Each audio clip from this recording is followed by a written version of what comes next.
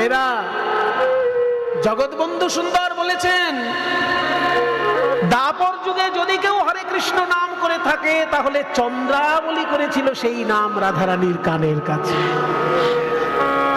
রাধারানীর প্রাণ বাঁচানোর জন্য এই মহামন্ত্র যেটা আমরা জপ করি কলিযুগে, এই মহামন্ত্র চন্দ্রাবলী প্রথম বলেছিলেন ওই রাধারানীর কানে, হরে কৃষ্ণ কৃষ্ণ কৃষ্ণ হরে হরে, হরে রাম রাম রাম হরে হরে। যেই না এই মন্ত্র রাধারানীর কানের কাছে বললেন, অমনি দেখা গেল রাধারানীর নারী স্পন্দন এসেছে, নাকে নিঃশ্বাস এসেছে, চোখে পলক পড়ছে। অমনি চন্দ্রাবলী পিছন থেকে আস্তে আস্তে সরে গেল তার নিজের কুঞ্জে। আর রাধারানী যখনই চোখ মেলেছে, কি দেখতে পেল? সামনে দেখতে পেল একটা তমাল গাছ। সখীগণ দেখছেন তমাল গাছ, কিন্তু কৃষ্ণ দেখছেন যেন সাক্ষাৎ কৃষ্ণ দাঁড়িয়ে আছে। কারণ সেই সময় তমাল গাছে একটা ময়ূর উঠেছিল, ওই ময়ূরের পালকটা দেখা যাচ্ছে। ওই ময়ূরের পালক দেখে রাধারানী ভাবছেন ওই তো চূড়া, কৃষ্ণের চূড়ায় ময়ূরের পালক থাকে, ওই তো ময়ূরের পালক। আর তমাল গাছের ডালপালাগুলো কালো হয়, ওই তো আমার কৃষ্ণ। কি সুন্দর সিদ্ধান্ত দেখো। মানে তমাল গাছকে কৃষ্ণ মনে করে রাধারানী বলছেন, তুমি ওরকম লাজুকের মতো কেন দাঁড়িয়ে আছো? তুমি আমার কাছে এসো। মানে বৃন্দাবনের সখীরা তোমায় কিছু বলেছে? ও গোয়ালিনীদের কথা কিছু মনে করো, ওরা কিছু বলতে জানে? কিছু মনে করো না বধূ, আমার কাছে এসো। আমার হৃদয়ের মধ্যে তুমি থাকবে, আর আমি বাইরে যাব। আমি থাকবো বাইরে, তুমি থাকবে ভিতরে। দেশে দেশে আমরা দুজন এক হয়ে বেরোবো। কেউ চিনতে পারবে না তখন, কেউ চিনতে পারবে না। সবাই তখন তোমাকে গৌর বলবে, গৌর বলবে। বাইরে রাধা, ভিতরে কৃষ্ণ, গৌর রূপে দেশে দেশে বেড়াবো, কেউ তোমায় চিনতে পারবে না। যখন এই কথাগুলো আমরা শুনছি কলিযুগে বসে, তো ওই জন্য আমাদের কাছে বুঝতে সুবিধা হচ্ছে। কিন্তু ললিতা বিশাখা মনে মনে ভাবছেন যে রাধারানী কি প্রলাপ বকছে? রাধারানী প্রলাপ বকছে। গাছের সঙ্গে কথা বলছে, গাছকে কৃষ্ণ মনে করে কথা বলছে, এ তো ভালো জিনিস নয়। তাহলে রাধারানী বোধহয় উন্মাদিনী হয়ে গেছে। ওকে বাঁচানোর জন্য এখনই কাউকে মথুরায় যেতে হবে, তাই তো? এখনই কাউকে মথুরায় যেতে হবে। বৃন্দাদতী, তুই কি মথুরায় যেতে পারবি? তাহলে এখনই তুই রাধারানীকে প্রণাম করে মথুরার পথে যা। চিঠি লাগবে।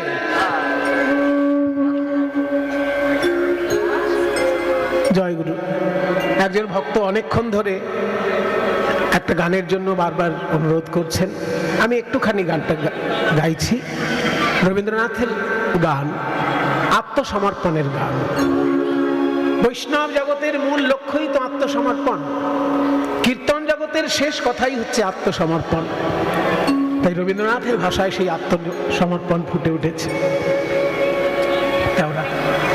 আমার মাথা নত করে দাও হে তোমার চরণ ধুলার তলে, সকল অহংকার হে আমার ডুবাও চোখের জলে। আমার মাথা নত করে দাও হে তোমার চরণ ধুলার তলে। এই গানটা শুনলেই আমার মনে হয় যেন চৈতন্য মহাপ্রভুর একটা কথা ভেসে আসছে, ত্রিনাদপি সুনীচেন তরোরিব সহিষ্ণু না, তাই না? মহাপ্রভু বলেছেন, ঘাসের থেকে নিচুতে আমাকে নিয়ে যাও, গাছের মতো সহ্য ক্ষমতা দাও আমাকে, আর মান সম্মান নিয়ে বেশি চিন্তা করিও না আমায়, আর অপরকে যেন সম্মান দিতে পারি। এই চারটে কাজ করলেই, কৃষ্ণ নাম জপ করলেই প্রেম লাভ হবে। দেখুন সেই বাণী যেন রবীন্দ্রনাথের ভাষায়, আমার মাথা নত করে দাও হে তোমার চরণ ধুলার তলে। নিজেকে গৌরব দান করতে গিয়ে নিজের অপমান ঘটাচ্ছি। একটুখানি উদাহরণ দিয়ে বুঝতে পারবেন। মনে করুন একটা ছেলে খুব বড় অফিসার, কিন্তু তার বাবা ক্লাস 5 অবধি পড়েছিল। বেশি পড়াশোনার সুযোগ পায়নি তার বাবা, ক্লাস 5 অবধি পড়েছে। আর সেই যুগে চাকরি করতে 5 টাকা মাইনে পেত। আর ছেলে ডবল এমএ পাস করেছে, 50,000 টাকার মাইনে পাচ্ছে। তাই ছেলে ভাবছে যে আমার বাবা 5 পাস করেছে আর 5 টাকার মাইনের চাকরি করেছে, আর আমি ডবল এমএ পাস করেছি, 50,000 টাকার মাইনে পাচ্ছি। কোন দুঃখে বাবাকে প্রণাম করব? বাবাকে প্রণাম করতে একটা কারণ থাকবে তো, শুধু জন্ম দিয়েছে বলেই প্রণাম? আরে মশাই চাকরি করেছে, 5 টাকা মাইনে পেত, আর আমার 50,000। সেই কালে পড়াশোনা করেছে 5 পাস, আর আমি ডবল এমএ পাস। এখনকার দিনে লোকে প্রণাম কেন করে? এখন ওই ব্রাহ্মণ বলে আর কেউ প্রণাম করে না। এখন প্রণাম করে 3টে কারণে। এক, যদি পড়াশোনা খুব ভালো করে তাকে পণ্ডিত হিসেবে প্রণাম করে। 2, যদি পয়সা কড়ি খুব ভালো থাকে তাহলে সহযোগিতা পাওয়ার জন্য প্রণাম করে। 3, যদি পার্টির লিডার হয় তাহলে অন্তত বিপদে বাঁচার জন্য প্রণাম করে। 3টে কারণে আজকাল প্রণাম। আজকাল ওই ব্রাহ্মণ বলে আর কেউ প্রণাম করছে না। এই 3টে কারণ হলে প্রণাম করে। তাহলে আমার বাবা আমার থেকে পড়াশোনায় কম, চাকরিতে মাইনে কম, আমি মাইনে বেশি পাই, পড়াশোনা বেশি করেছি, কোন দুঃখে বাবাকে প্রণাম করব? এটা যদি কোনো ছেলে ভাবে, ভাবতেই পারে সে। কিন্তু পাড়ার লোক কি বলবে? বলবে ছেলেটার মাথাটা বোধহয়, পড়াশোনা করে বড় চাকরি করতে পারে কিন্তু মাথাটা গেছে। কেন না, তোর বাবা যেই কালে 5 পাস করেছিল সেই কালে ক্লাস 2 পাস করাই কঠিন ছিল, কারণ 30 কিলোমিটার হেঁটে গিয়ে স্কুল করতে হতো। আর তুই তো বাড়ির পাশে স্কুল পাচ্ছিস। আর তোর যুগের অর্থনীতি আর সেই যুগের অর্থনীতি, তোর বাবা 5 টাকা মাইনে পেত, সেখান থেকে 2 টাকা খরচা করে তোকে পড়িয়েছে। আর সেই 2 টাকার যদি মদ খেয়ে বাবা পড়ে থাকতো, তুই আজকে 50,000-এর চাকরি পেতিস? তাহলে তোর বাবা যদি ওই 2 টাকা তোর পড়াশোনার পেছনে খরচা না করে মদ খেয়ে পড়ে থাকতো, তাহলে আজকে তো তুই বড় বড় কথা বলতে পারতিস না। এইগুলো তুই বুঝলি না, আর বলছিস বাবাকে প্রণাম করবো কোন দুঃখে? তাই কোন ছেলে যদি বাবার থেকে পণ্ডিত হয়, বাবার থেকে অর্থশালী হয়, সে যদি বাবাকে সম্মান না করে, তাহলে নিজেকে গৌরব করতে গিয়ে নিজের অপমান করছে না? নিজেকে বড় করতে গিয়ে নিজেকে ছোট করছে না? রবীন্দ্রনাথ বলছেন, যখনই এইভাবে বৃন্দাবতী বলছে তাহলে আমি যাই, কিন্তু যাব 2টো শর্তে। এক, কৃষ্ণ একটা কাগজে লিখে দিয়েছিল, রাধে আমি তোমার চরণের দাস, ইতি তোমার শ্যাম সুন্দর। ওই কৃষ্ণের সই করা কাগজটা আমার চাই, কারণ আমার কথায় কৃষ্ণ যদি না আসে, এই কাগজটা দেখাবো মথুরার লোককে যে আমার রাধারানীর চরণের দাসকে আমি নিয়ে যাচ্ছি, তোমরা কেউ কিছু বলতে পারবে না। এটা 1 নম্বর। আর দ্বিতীয় কথা হলো, তোর এই কাঁদা বদন দেখে গেলে আমি কোনো কথাই বলতে পারবো না, একটু মুচকি হাসতে হবে তোকে। রাধারানী বলছে এত বছর ধরে কাঁদছি, এখন হাসা সম্ভব? ললিতা বলছে হাসাতে যদি না পারি তাহলে আমি ললিতাই নই। এই কে আছিস? একটা বাঁশ নিয়ে আয়। বাঁশ দিয়ে হাসাবি কি করে? বলে ওই বাঁশটা নিয়ে তুই কৃষ্ণ হয়ে দাঁড়া, বাঁশটাকে বাঁশি করে কৃষ্ণ হয়ে দাঁড়া, দেখ রাধারানী হাসে কিনা। এবার অত বড় বাঁশ নিয়ে যখন বিশাখা কৃষ্ণ হয়ে দাঁড়িয়ে টলমল করছে, বাপরে এই বাঁশ, এই এত বড় বাঁশ নিয়ে যখন এইরকম রূপ দেখে, তখন রাধারানীর মুখে একটুখানি মুচকি হাসি এসেছে। বাস, বৃন্দাবতী বলছে আমার আর কিচ্ছু চাই না, ওই যে চাঁদ মুখে একটু হাসি দেখেছি, আমার কার্য সিদ্ধি হবেই। তাই আজকে ভদ্রং ইয়তে ভদ্রং, ভদ্রং অতি ভদ্রং, শীঘ্রং কুরু গমনা, ভদ্রং অতি ভদ্রং, ছিদ্রং কুরু গমনা, অবিলম্বনে মথুরা নগরে প্রবেশ করল ভ্রমণা, অবিলম্বনে মথুরা নগরে প্রবেশ করল ভ্রমণা। আজকে ধৈর্যং রহু ধৈর্যং, রাধে ধৈর্য ধর, মম গচ্ছং মথুরায়ে, গিয়া ঢুন্ডাপ পুরী প্রতি প্রত্যক্ষে যাহা দর্শন পাও। এবার যখন মথুরায় এসেছে বৃন্দাবতী, মথুরায় বৃন্দাবতী এসে কি বলছে জানেন? মথুরাবাসিনীদেরকে বলছে, কই গো রাজার বাড়ি কোথায় জানো? বলে রাজার বাড়ি ওই দেখা যায়, রাজার বাড়ি ওই দেখা যায়, মথুরাবাসিনী বলে রাজার বাড়ি ওই দেখা যায়, মথুরাবাসিনী বলে রাজার বাড়ি ওই দেখা যায়।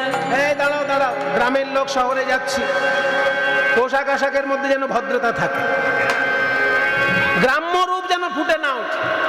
কিছু মনে করবেন না মায়েরা, কেউ কিছু মনে করবেন না তো? তাহলে বলবো, গ্রামের লোক যদি শহরে আসে না, তাকে কিন্তু দেখলেই বোঝা যায়। আজকালকার দিনে সিনেমা টিনেমা দেখে অনেকে শহরের পোশাক পরা শুরু করেছে গ্রামের দিকে, কিন্তু হলে হবে কি, প্রথম যেদিন শহর থেকে গ্রাম থেকে শহরে যাবে সেদিন কিন্তু তাকে দেখলেই শহরের লোক ধরে নেয় ইনি গ্রাম থেকে এসেছে। কিভাবে? এই দেখো, শাড়ি টাড়ি যা পরেছে একদম শহুরে, কিন্তু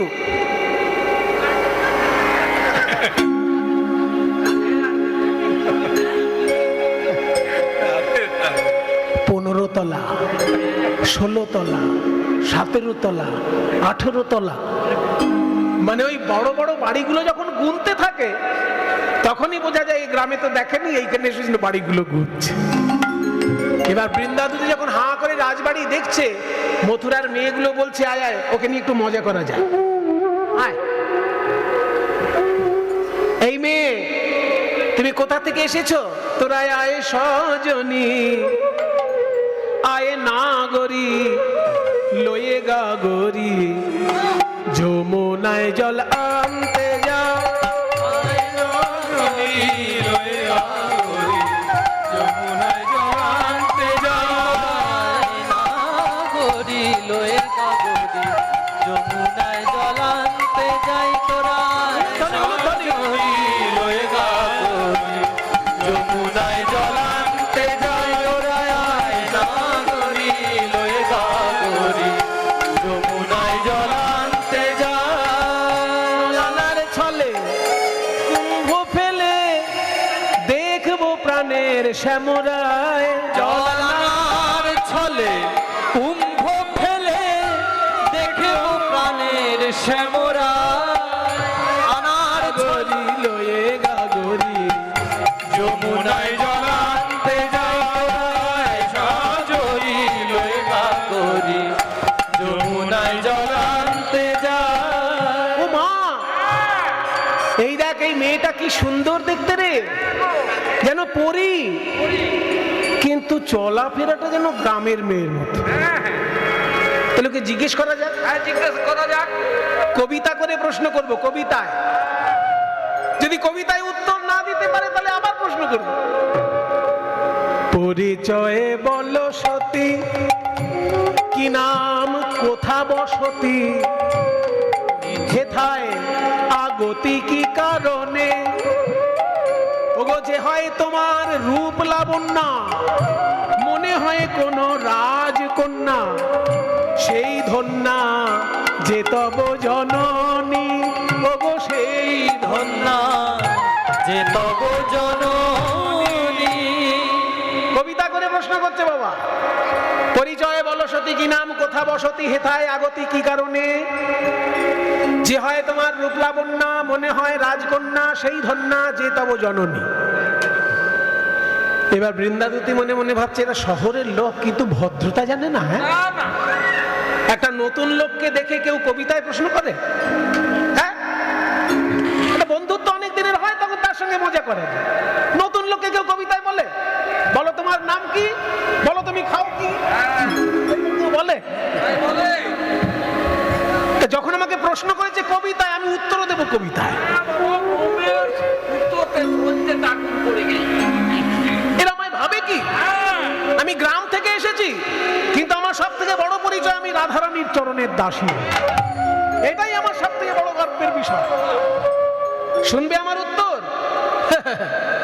আমার রূপ দেখে রাজকন্যা মনে করছো, তাহলে যে রাজকন্যার দাসী আমি, তাকে দেখলে তো মাথা ঘুরে পড়ে যাবে।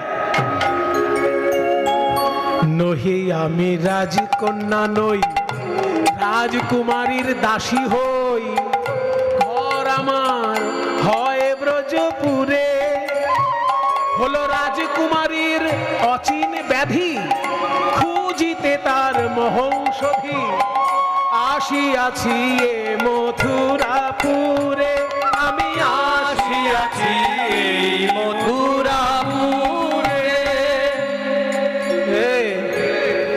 কবিতাতেই উত্তর দিচ্ছে রে। আমরা ছড়ায় প্রশ্ন করেছি আর ছড়ায় উত্তর দিচ্ছে।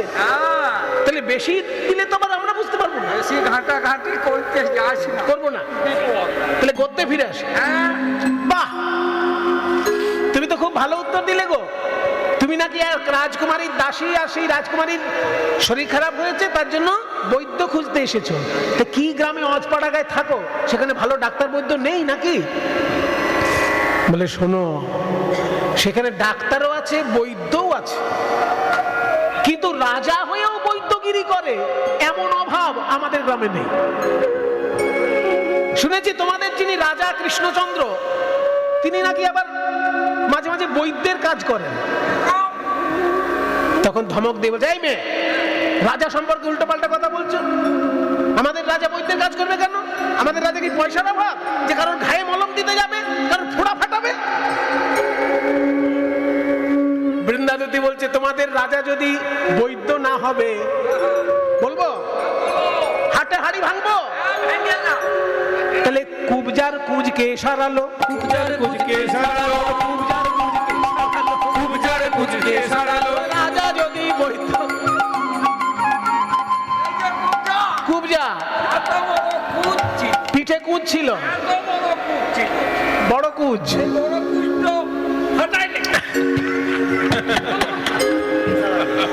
কুবজার কুজ তাহলে কে সারালো? মথুরার মেয়েগুলো বলছে, ও বাবা, এই মেয়েটা যে আমাদের এবারে হাঁড়ির খবর রাখে, একে বেশি ঘাটানো যাবে না। হ্যাঁ, থামো থামো, আমাদের রাজা যাই করুক, সে আমাদের রাজা, কিন্তু তুমি পড়াশোনা ভালো করে শিখেছো যে রাজার সঙ্গে দেখা করবে? রাজার সঙ্গে দেখা করতে গেলে সংস্কৃত ভাষায় ইন্টারভিউ হয়। শ্রীকৃষ্ণের যুগে তো ইংরেজি ছিল না, হিন্দি ছিল না, সংস্কৃত ছিল। তাহলে সংস্কৃত ভাষায় ইন্টারভিউ দিতে হবে। 7খানা দরজায় সংস্কৃতে জিজ্ঞেস করবে, উত্তর দিতে পারবে তো? প্রশ্ন করবো সংস্কৃতে, কিনতে নাম, মানে তোমার নাম কি? কিনতে পিতুর নাম, মানে তোমার বাবার নাম কি? কুত্রতে বসতি নাকি? কুত্র মানে কোথায়, তে মানে তোমার, বসতি মানে বাস, মানে অ্যাড্রেস। বলো।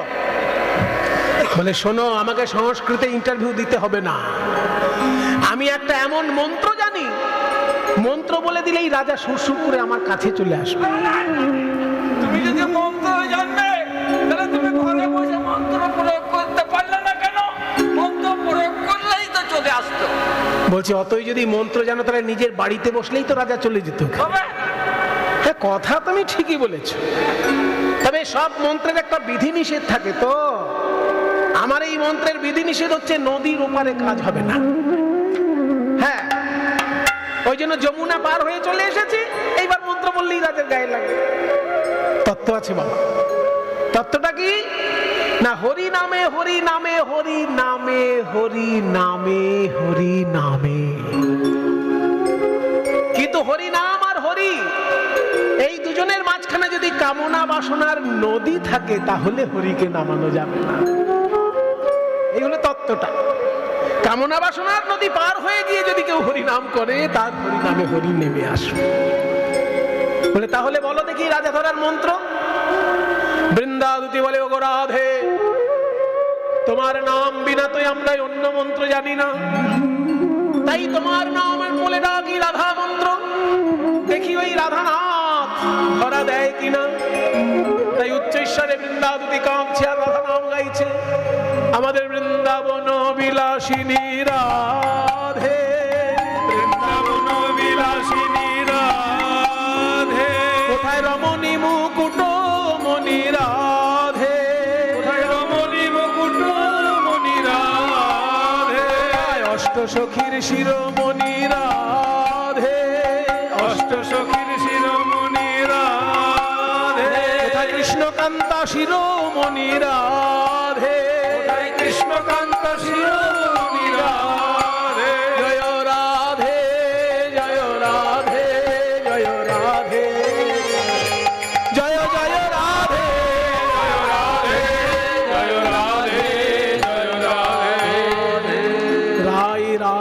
পুকারত সহচরী শুনি চমকিত শ্যামরায় হৃদয় নাথ বাত শুনি কাতর তরিত হি দুতিরে সুধায়। রাজা যদি নাও আসে, রাজা আমার জন্য পালকি পাঠিয়ে দেবে, এত বড় কথা বলেছিল বৃন্দাদূত। ওদিকে রাধা নাম উচ্চৈঃস্বরে শুনে শ্রীকৃষ্ণ সোনার সিংহাসনে বসে চমকে উঠলেন। এই মথুরার বুকে কেউ তো রাধা নাম জানে না, তবে কে রাধা রাধা বলে মথুরার শহরে এরকম ভাবে হাঁটছে? দারোয়ান, সোনার পালকি পাঠিয়ে দাও। সোনার পালকি পাঠিয়ে ওই রমণীকে রাজসভায় সসম্মানে নিয়ে এসো। এবার যখনই সোনার পালকি বৃন্দাবতীর সামনে এসে হাজির হয়েছে, বাবা, মথুরার মেয়েগুলো বলছে, ও মা, এ তো সত্যি রাজা ধরার মন্ত্র রে। জয় রাধে জয় রাধে বলে কি নাচলো, আর রাজা সোনার পালকি পাঠিয়ে দিল। তাহলে এবার আমরাও বলবো, আমরাও বলবো, যখনই বিপদে পড়বো আমরাও বলবো, যখনই বিপদে পড়বো আমরাও বলবো, যখনই বিপদে পড়বো বলবো জয় রাধে জয় রাধে। যখনই বিপদে পড়বো জয় রাধে জয় রাধে, যখনই বিপদে পড়বো জয় রাধে জয় রাধে, যখনই বিপদে পড়বো জয় রাধে জয় রাধে, আমরাও বলবো, আমরাও বলবো। বৃন্দাবতী সোনার পালকিতে করে রাজপ্রাসাদে প্রবেশ করেছে। ঘোমটার আড়াল থেকে দেখে নিল কৃষ্ণচন্দ্রর পাশে কুবজা রানী রয়েছে। ভাগ্য ভালো যে দাদা বলরাম নেই, কারণ দাদা বলরাম থাকলে তো আর গালিগালাজ করা যাবে না। তাই দাদা বলরাম নেই, কুবজা রানী আছে, ঠিক আছে, মুখে যা সেবে বলে দেবে। আবার ঘোমটা টেনে দিল বৃন্দাবতী।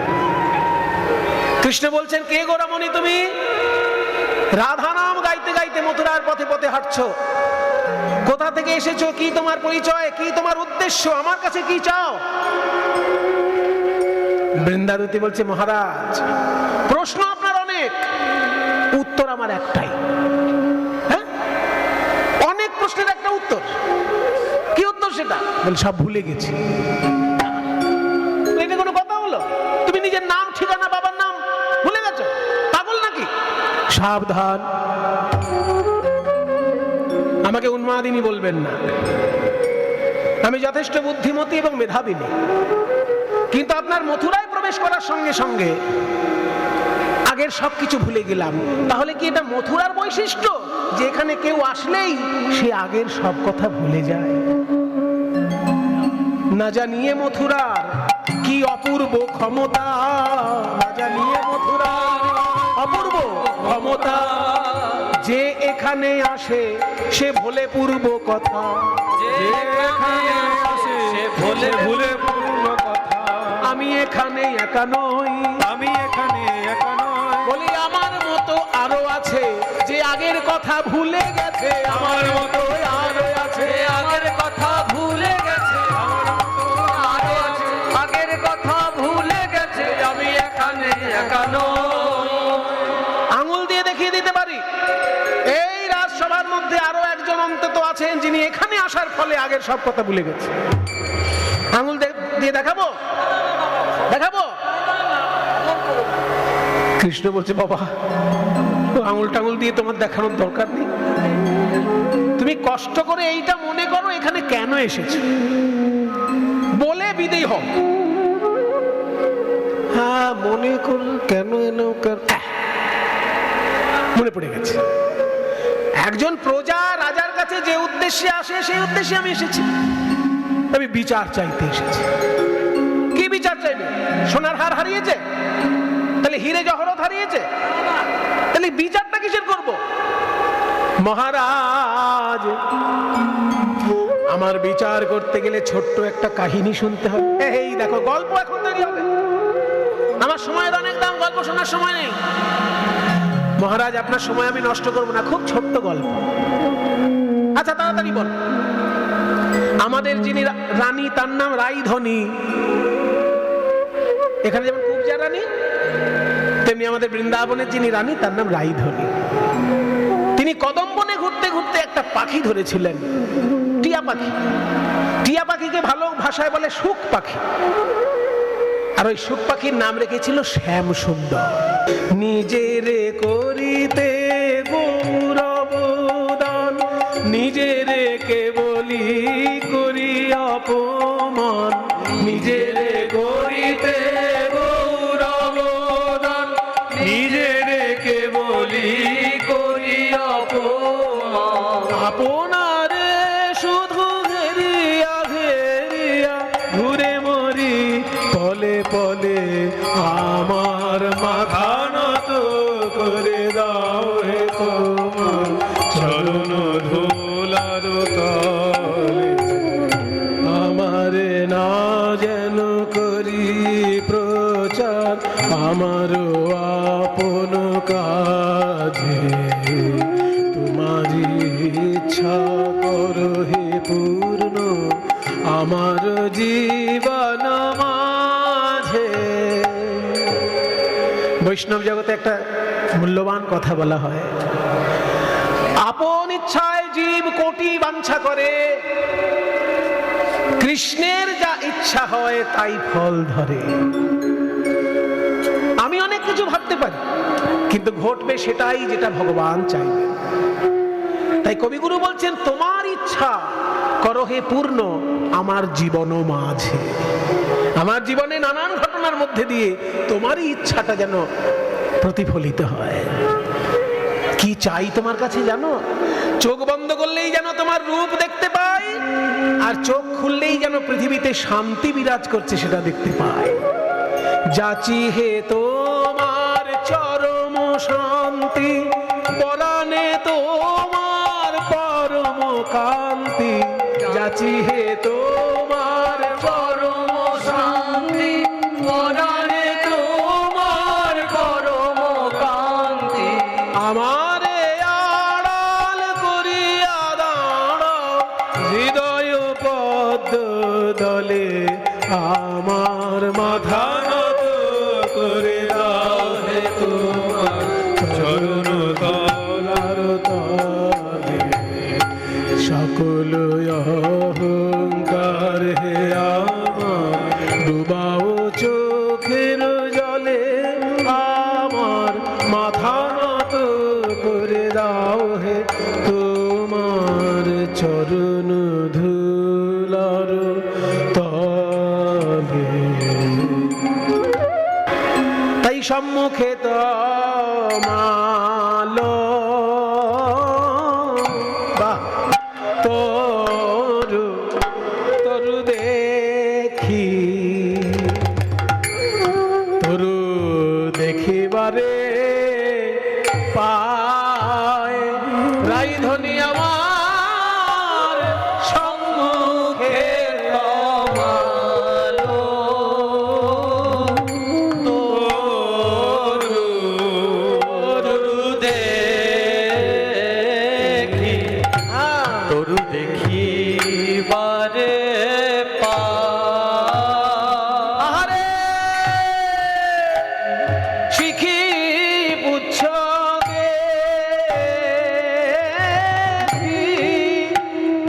দেখি ভাবে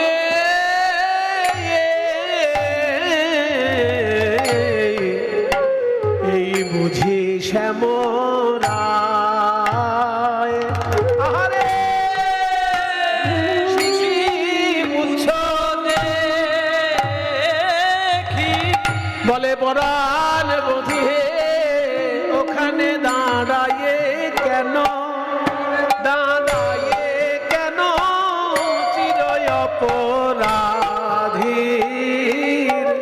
অপরাধীর মতো ওখানে দাঁড়ায়ে কেন, দাঁড়ায়ে কেন চিরয় অপরাধীর মতো, দাঁড়ায়ে কেন, দাঁড়ায়ে কেন, কেউ কিছু বলেছে নাকি, ওখানে দাঁড়ায়ে কেন, দাঁড়ায়ে কেন, কেউ কিছু বলেছে নাকি, এসো আমার হৃদয়ে এসো, আমার হৃদয়ে এসো, তোমারে অন্তরে রাখবো।